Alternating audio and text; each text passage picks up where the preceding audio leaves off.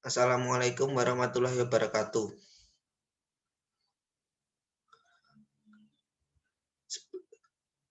Di sini saya akan menjelaskan materi dari kelompok 2 tentang perdagangan dan mobilitas faktor produksi yang beranggotakan saya sendiri, Farizal Bagus Saputro. Faktor apa saja yang mempengaruhi perdagangan antar wilayah di Sumatera Utara? Perbedaan kekayaan sumber daya alam.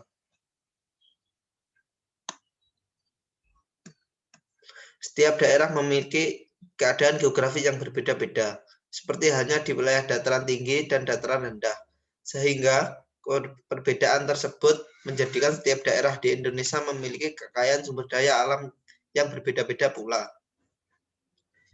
Perbedaan tingkat kejarangan, scarcity.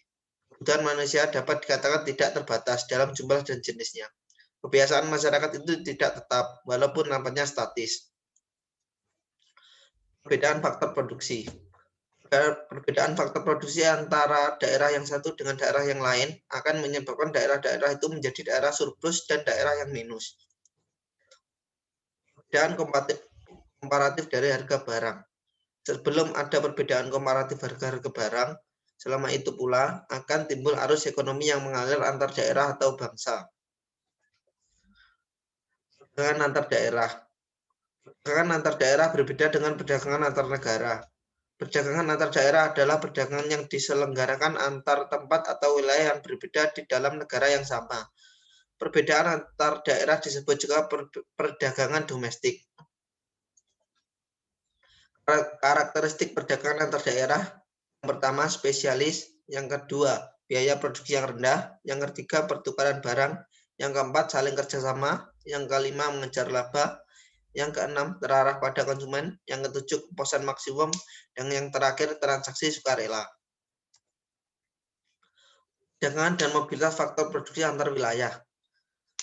Dalam ilmu ekonomi regional, analisa tentang perdagangan, mobilitas barang, dan faktor produksi memegang peranan sangat penting sesuai dengan kenyataan bahwa mobilitas barang dan faktor produksi dalam negeri lebih sempurna dibanding dengan mobilitas internasional.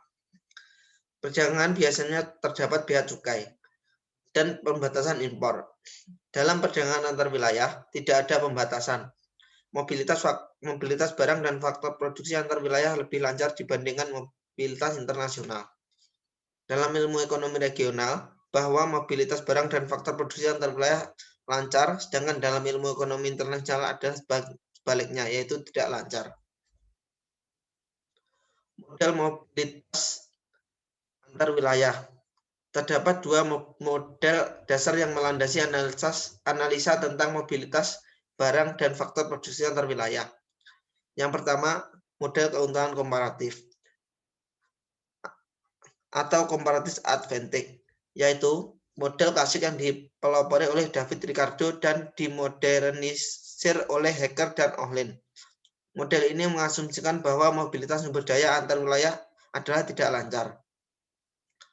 Yang kedua, model mobilitas sumber daya atau resource mobility, yang analisanya pada perbedaan harga barang dan faktor produksi antar wilayah yang merupakan faktor pendorong terjadinya mobilitas.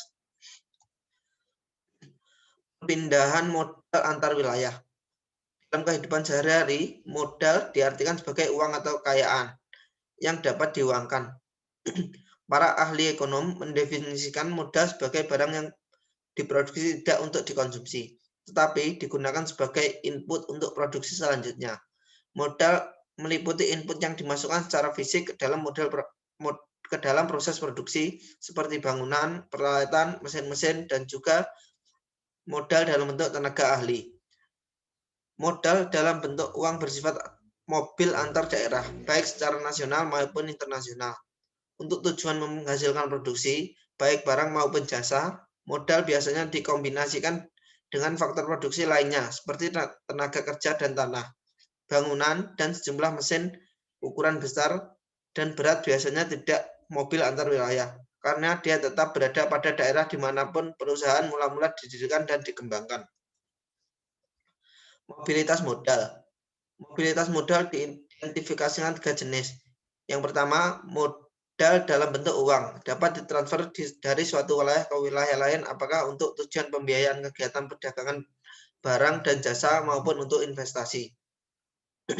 Yang kedua, benda modal dapat dipindahkan dari suatu wilayah ke wilayah lain walaupun dengan mobilitas yang terbatas.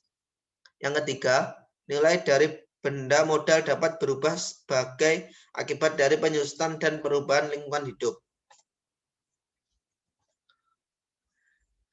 Sekian presentasi dari saya, atas kurang lebihnya mohon maaf. Billahi taufiq wal hidayah. Wassalamualaikum warahmatullahi wabarakatuh.